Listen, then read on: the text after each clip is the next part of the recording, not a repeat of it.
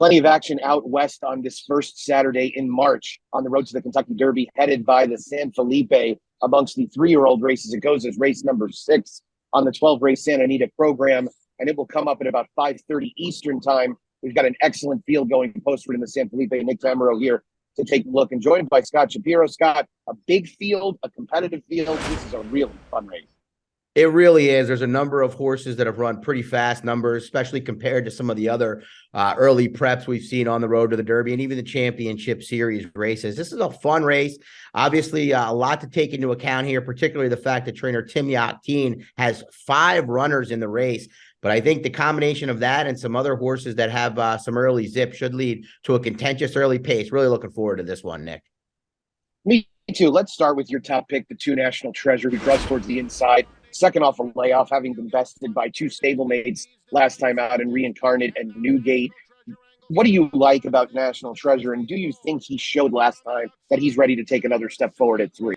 Well, the sham effort where he finished third at 3 to 5 was a little bit questionable, but I thought his 2-year-old races stand up extremely well and put him in a good spot second off the bench. Now, he has to answer the question, is he going to win a race at 2 turns? He hasn't done that yet. In fact, he was third in 2 of those starts and a well-beaten second in the American Pharaoh, but he was a heavy steam horse from the morning works before the Breeders' Cup Juvenile, had a very tough outside post and really did not get the position I think Johnny V would have liked to have gotten in that race when he finished a pretty decent third nonetheless. Now he moves to an inside draw, second start as a 3-year-old, and I think he's going to just get the right trip in here. So it's kind of a now or never situation for me with National Treasure, who might be a semi-morning glory, but if he's going to run a big race, I think this is the spot.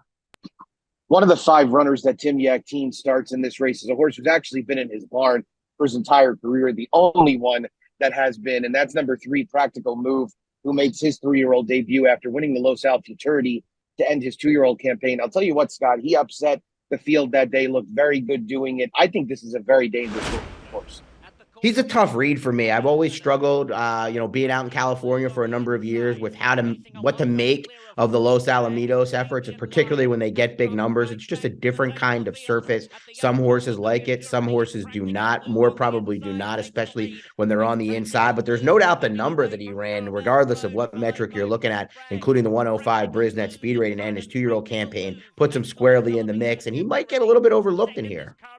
Let's take a look at the 7 Hijazi, who is another joining Yakteen's care. This is a horse who obviously was highly regarded coming into his debut, a New York bred who went for just $3.55 million at auction back in May of 2022. And while it took him 4 starts to break his maiden, he finally did so last time out in pretty impressive fashion. Is this a little more sizzle than steak on Hijazi? I'm concerned that that's the case. Yeah, if he's going to go off the favorite, I mean, I respect his ability to move forward, perhaps. Like you said, $3.5 million New York bred. You don't see that much. But a couple of questions here. That effort last time out was with Lasix. He was 1-2 in the spot, and he was loose on the lead going 1 turn. Now he stretches out to 2 turns. And the one thing he hasn't proven to me outside of the Lasix question is, can he pass horses, particularly at 2 turns? He kind of did not show that desire to win, if you will, earlier on in his career as a 2-year-old. So as the favorite in here, or one of the favorites, I think he might be worth fading. I don't think he's going to be loose on the lead by any stretch under Hall of Famer Mike Smith. Impressive maiden winner, Go Rocket Ride, is the 8 in this field, looking to make it 2 for 2. That form was certainly franked by a comeback win for Sonoran, the runner-up in the Go Rocket Ride maiden race. 6 furlongs to a mile and a 16th. Maiden Special Weight Company to Graded State Company. I've never been fond of these kind of horses, but I know this one's going to get a lot of support at the windows. Yeah, he's gotten some buzz after that effort. Didn't get a whole lot of buzz going into the race. Went off at a little bit over 6-1 for Hall of Famer Richard Mandela. There's some turfy pedigree on the dam side. There's, 2-turn pedigree. That's not an issue. But with 5 Yakteen runners in here, the majority of them with some tactical speed, it is very unlikely that Flavian Pratt's going to be loose and lonely on the lead, stretching out to 2 turns and taking on winners for the first time. I'm going to wait and see on Go Rocket Ride, particularly if he takes some live support. I agree completely. And I thought, as you alluded to just now, with all of that front-end speed that's signed up, that the 10 Skinner looked like a great fit, coming in off a maiden win, coming back on relatively short rest as well.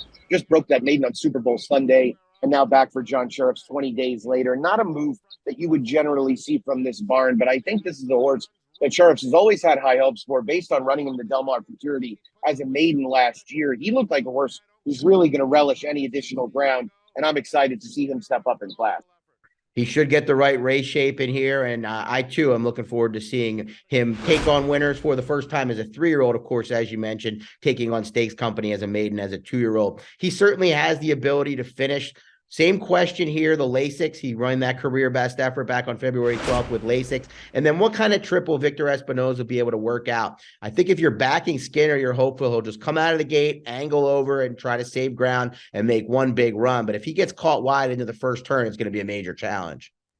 That is the concern with a horse on an outside post. But luckily, it looks like in a fast-paced race. Well, that's a look at the San Felipe. We have much going on headed towards the first Saturday in May, including the Road to the Kentucky Derby competition on the human side. Scott, give us an update there.